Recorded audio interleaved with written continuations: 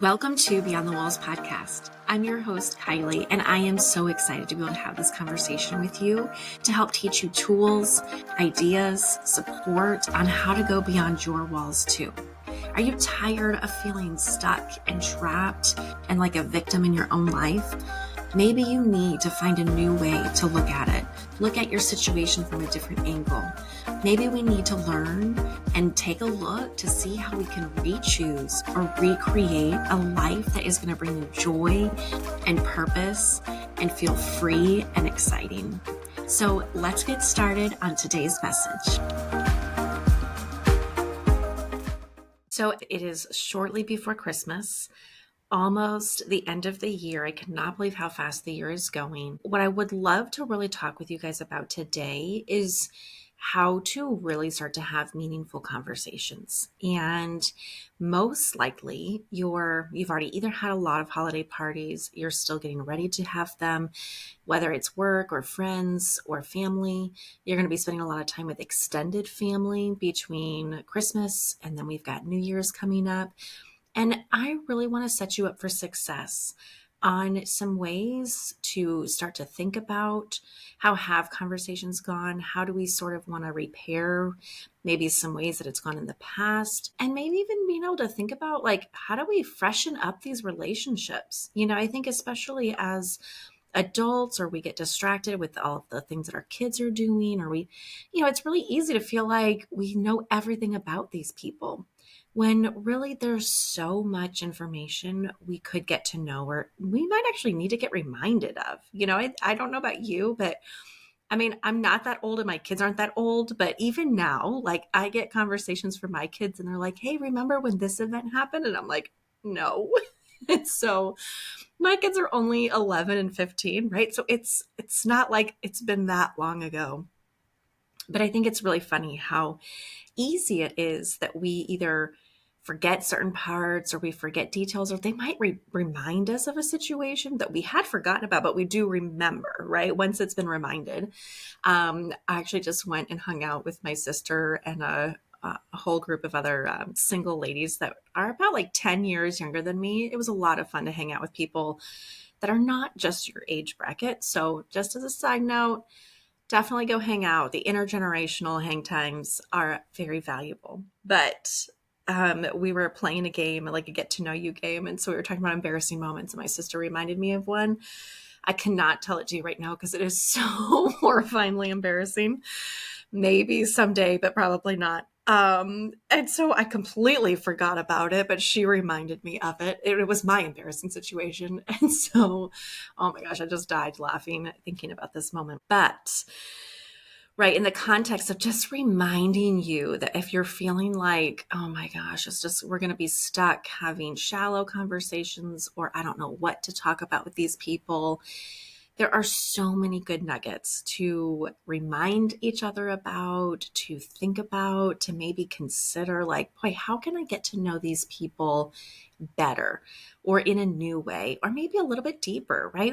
There's ways that we can have meaningful conversations that don't have to be like gut-wrenching trauma or extremely vulnerable, right? Like depending on your level of comfortability or even the safety of the people that you're talking to, the depth of if you're going to actually, are you building a long-term relationship with these people, or is it just, you're having a meal together? You can figure out different degrees and levels of meaningful conversation that is significant and honest, but it can also be something that is really vulnerable and real. And I think what is really cool when we have these moments and we take time to actually get to know people, it's in that space that we really start to have those Me Too moments, right? Like, oh, we have so much in common. Like, I didn't realize that we had some of the similar interests, or maybe we've lived in the same town before, or we've traveled to the same places. We love the same kind of movies or our favorite whatevers, right? There's a lot of areas that we have in common with one another, whether they're lighthearted or deep. But we don't know those things unless we start having some unique and different kind of conversations. So the other thing that I was thinking about is, I was on a podcast as a guest on another podcast. It's called The Parent Project.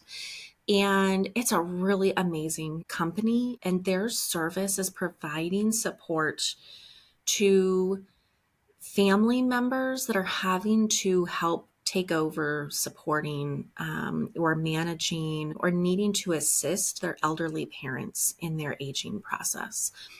And it's just a really cool program. So I think if you're, my parents, I'm not quite there right now, but my mom is definitely, my mom and my dad both have parents, my dad's parents have passed away now, but my mom still has her mom. And soon enough, it will be there someday for me, right? It's not there right now, but someday it will be. And I wanted to just kind of talk about that a little bit. I've talked about it in various ways of just, valuing, nurturing those relationships and repairing, and how to really plan to like just start having good conversations with your family members in different episodes. But I think in this time right now, I want to create a possibility for you that if you haven't already experienced it, it's really hard to kind of prepare for something you've never done. We kind of have some ideas, but especially if you're still young enough that even like your peers haven't started in being in that space yet. Like, I don't know that a lot of my really close peers, they're either my age or younger, they haven't needed to start taking care of their elderly parents yet. And so it's in this space that we can kind of just start getting curious about what would we want it to look like. And honestly, I feel like Christmas is the best time to just get curious, because most likely you're going to be with your aunts and uncles, the other older people in your family that are going to start needing to take care of their parents and your grandparents. And so being able to just, the best part to me about being curious is that it's not an accusation. It's not conflict. It's not fighting. It shouldn't be fear triggering, right?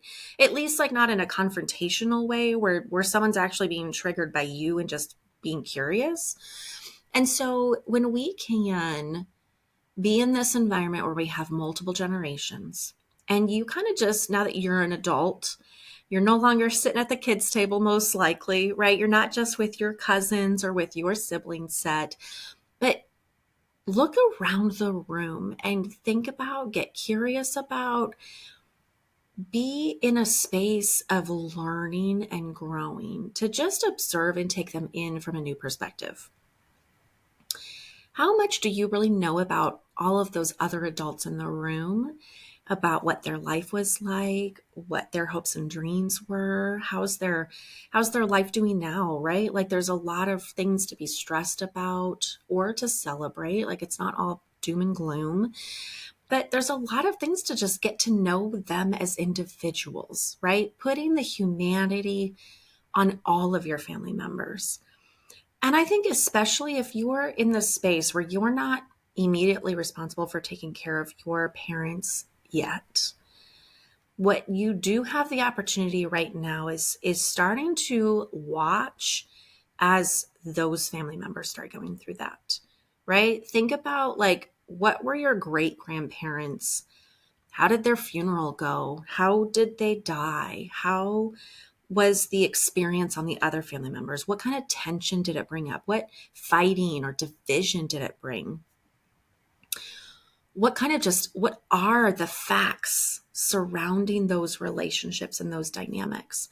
What were the things that made it difficult, right? Was it financial or emotional? Maybe was there some kind of secret family trauma that nobody dealt with, and now there's just parts of family members that are completely cut off, and we don't know them at all. If you can use that as information to not shame, fear, accuse, right? Like it doesn't have to have any meaning on anybody's value. You're not making any decisions right now. There's no boundaries that have to be laid. But even on that note, like if there are boundaries, maybe just start to ask again about why are the boundaries where they are? Why are we in this situation? Why is the dynamic the way that it is right now? Because the valuable place that you have right now, that I feel so blessed to have, and I genuinely feel like it happened accidentally. Like maybe it was God, like it just lined up this way, but I didn't seek it out. I didn't know that it was happening, but I'm very aware that it did happen. And I'm super grateful for it right now. Is that I had a front row seat of watching 3 generations ahead of me while kind of the caretaking intensity grew, right? So I have my mom who's watching her mom take care of her mom. And as a teenager, my great grandmother passed away when I was about 19 or 20, I think. And so I wasn't really, I certainly wasn't an adult. Like the way that I would be thinking right now and the way I would have interacted with my great grandma is completely different than I related to her as a 13-year-old, right? That makes sense. So I can imagine for you, like, are you thinking about like, how old were you when a great grandparent passed away, or a grandparent, or, the older generation who is left?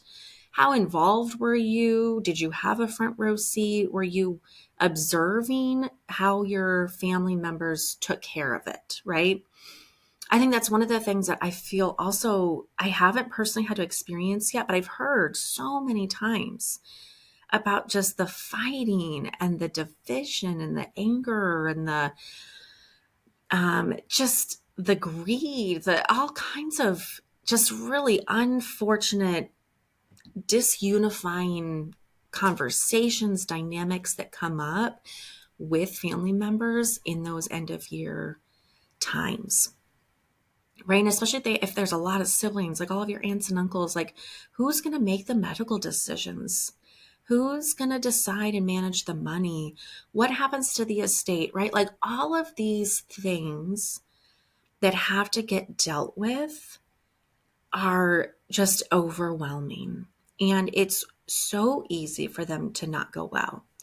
So before I digress into all the like sadness, I'm not trying to be a downer here right before Christmas, but I'm just like, hopefully if you're not in the depths of like that pain and misery right now, and if you are, I definitely feel for you. And there's definitely way more to talk about and lots of conversations to have. And I'm here for you for however way that I can support you, kind of just emotionally, and really owning how do you manage and kind of look beyond that challenging situation to start planning for the future.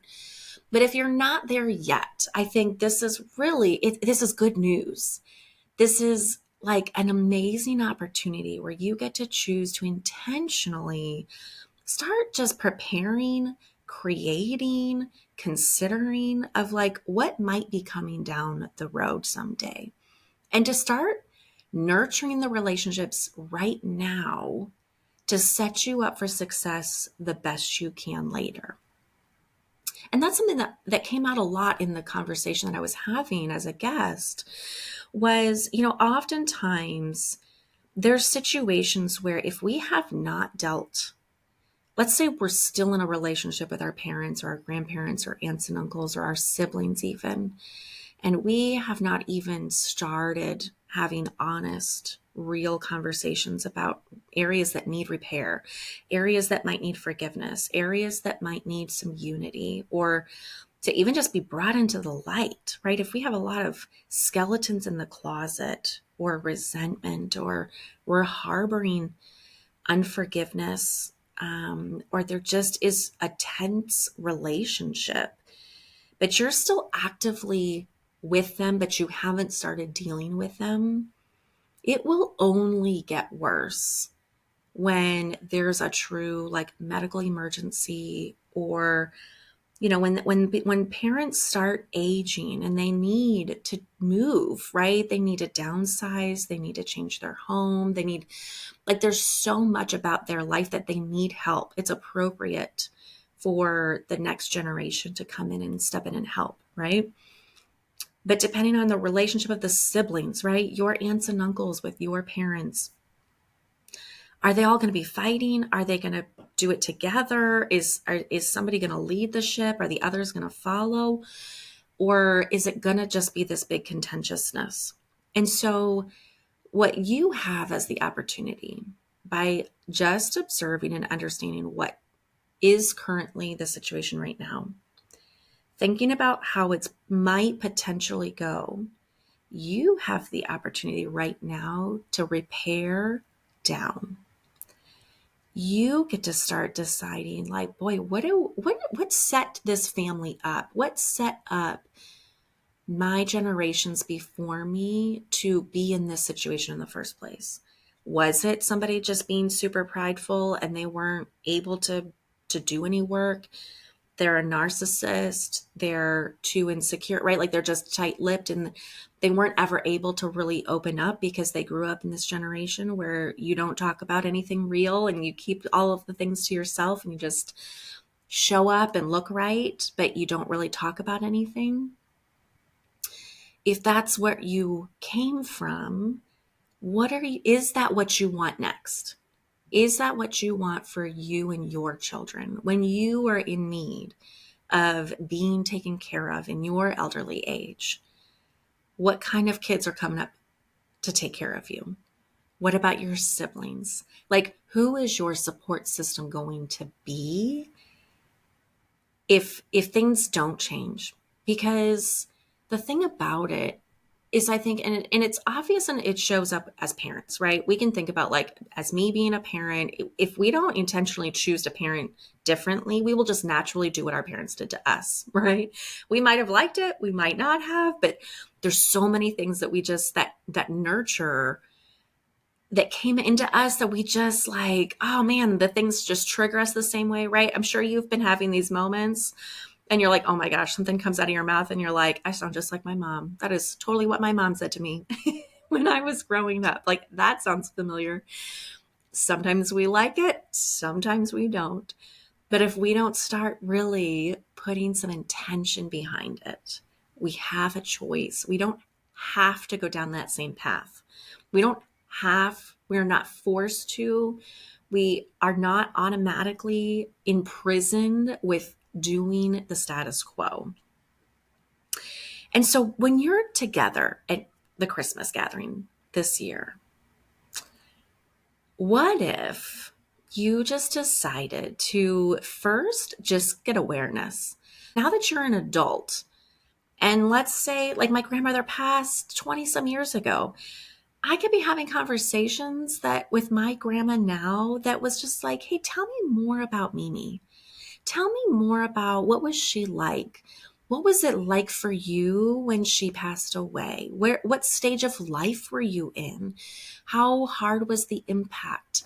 Um, what do you wish, like, do you have any regrets of how it went down? Like, I mean, and you could even get really nitty gritty if they're open to talking and it's not a super sensitive kind of topic. But I mean, you could start to really ask, like, man, like, how do I even just set myself up financially? Like, did she have enough money? Did insurance cover it? Like, if you could have gone back and done it differently, like, how would you have prepared for it better? Or, or did it go the way you expected it to? And so as you're looking at every generation down, right, then you get to start having this conversation with your direct parents and your direct siblings and planting the seed. Right? Like, if we're just thinking about planting seeds and nurturing for the long term, what would it look like? What could be different? Could you get them maybe on board that's like, hey, you know what?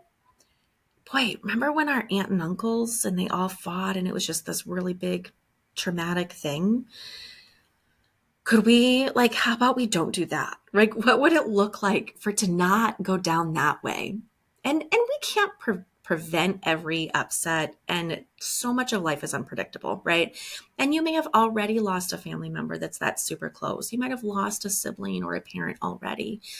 And so, but they aren't the last person you're going to lose, right? And so I think even if that was something that you've already experienced it, but knowing that it won't be the last. And so really being able to take time to think about, like, boy, how did it go for me? What would I want it to be different? And being able to use that time, use this space to plant those seeds and nurture something different then? How am I going to need to set my immediate family up for success to change that generational trauma, to change that generational upset and fight and that rigid thinking or this it has to be this way or else kind of a thing? And so I think when we can look at those, right, as meaningful conversations, that's a really specific way to think about, like with your the older generation in your family and the extended family, right? And if they're not safe people or you've never done it before, or you're like, I could never ask those questions. I challenge you then, if you at least entered the room with a curious listening, right? Maybe you're not ready to start asking questions and inquiring,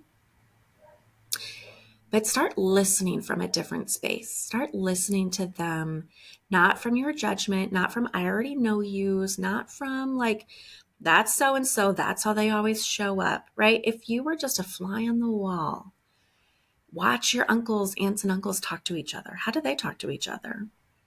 How often do they talk to each other outside of the holidays? How does the dynamic go with grandma, right? Like there's a lot we can understand when we're looking for it.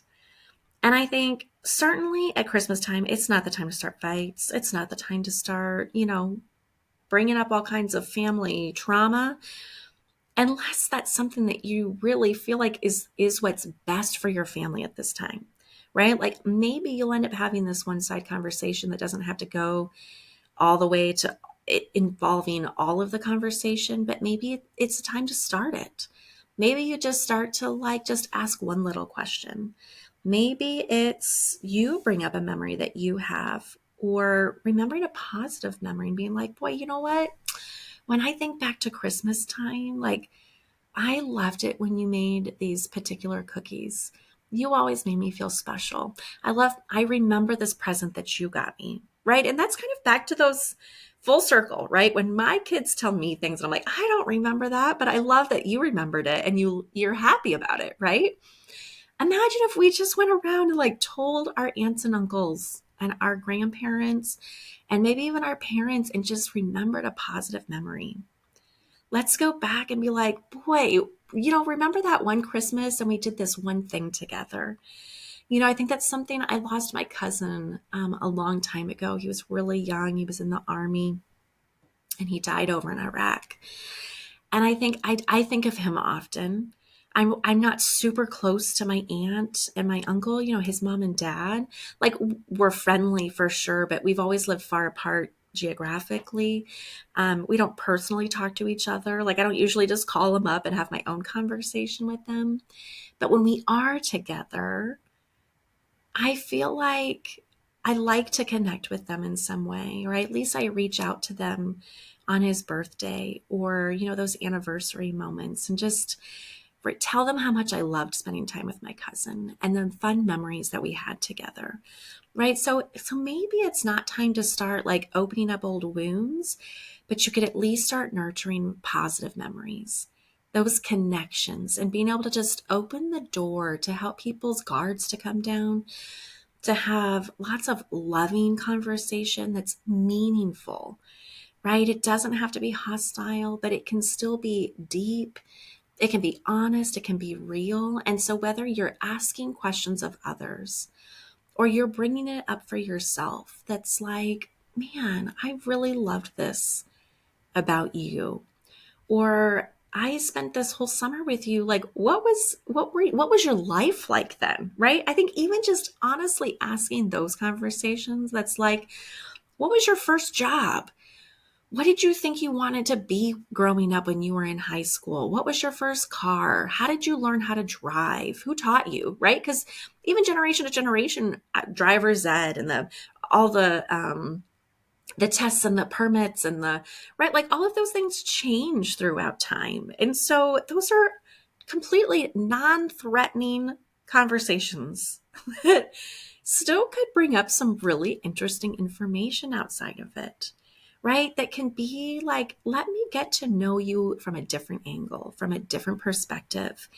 And I think the more that we spend that time having nurturing conversations with the intention of building a closer, safer connection, preparing yourself for the life you want to have when you get there, right? Like, we can't prevent all the upsets. We can't design a perfect life that doesn't have any frustrations, or like it's just going to go perfect, right? But how intentional can we be about it? How secure could we be? How could we start planning the time and the character and the investment that we want to have in each other right now, before the crisis, before the emergency, before the unexpected turn of events, so that we can be that much more prepared, because it will happen. And that was one of the big things that I really heard when I was being interviewed, was that one of the challenging things about taking care of our elderly parents is that if we, like, it's going to come whether we want it to or not.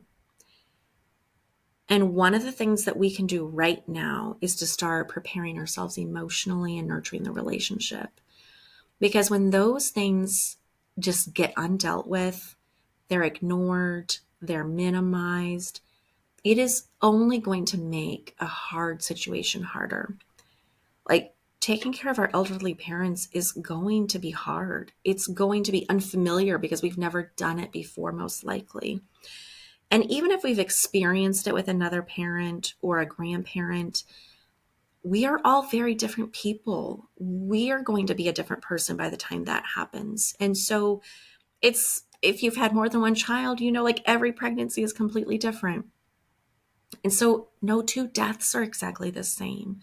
No grieving is the same for each individual. Just because we grieved in this one particular way, or it went really poorly this one time, it doesn't mean it's always going to be difficult. And it doesn't always mean it's going to look exactly the way it looked before.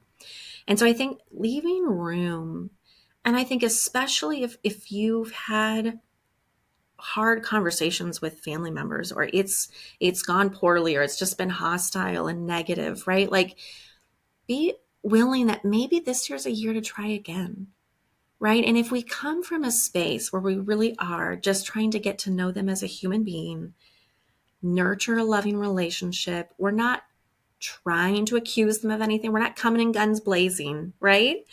Give them and you the gift of just being together, of being able to have some encouraging conversation, some collaborative conversation, a two-way conversation, right? Where you can just get to know them in a new way like you haven't before. And so be willing to try again, even if it didn't go well before, or they're sensitive to whatever kind of conversations, then bring up different ones, right? And I think if you are really wanting to do this, but you get really insecure or worried about how you're going to respond, or you're tempted to make it mean something about you, I definitely encourage you to grab my free guide that I have. It's called Unlock Relationship Security. And what it will definitely do for you as well is, if you do it now, it will sign you up for my 12 days of emails of the 12 days of Christmas. And I have broken down and given you guys each a little nugget for each day leading up to Christmas, of just things to start intentionally preparing your mind. They're not long and not overwhelming, because I know that life is so busy right now, but it's got a couple of journal prompts in there and some thoughts to think about. They're around like boundaries and finding the joy again, being present, turning your upsets into growth, right? Like, how can we choose to turn those breakdowns into a breakthrough? Managing our mind, managing our upsets, realistic expectations. And so I would definitely encourage you to go grab that so that you can receive those. And I would love to hear from you anytime, to know what kind of conversations you want me to talk about on here. If you have a guest in mind that you think would be great for the podcast, or if maybe you have an amazing story, you could be a guest as well. I love having this as a platform for people, especially when I have guests, to share their stories, to share their victories, to share the walls that they've overcome. And it's an amazing space to be able to just connect with one another, to remember that we are not alone, that you're not the only one that has felt a particular way, and that there are lots of people that are willing to come alongside you, to love you, support you. And if it's not your immediate family, there are other people available. Keep looking until you find them. And in the meantime, the best thing you can do is just keep growing on yourself. Keep taking personal responsibility for you. Keep being intentional with what you're building and what you're nurturing. Change the generations behind you by changing yourself. It's the best place to start. Thank you for joining me today. I hope that brought you a lot of encouragement and some information to be able to apply to your own life and to start taking down those walls that are in your way. What is that one thing that you want to take on and take with you today? I would love to hear from you and to hear about it. Follow me here on the podcast so that you're alerted and don't miss any upcoming episodes. You can find me on Instagram or even on my website at beyondthewallspodcast.com. If you want more help, I offer one-on-one coaching and would love to connect with you. Until next time, have a great day.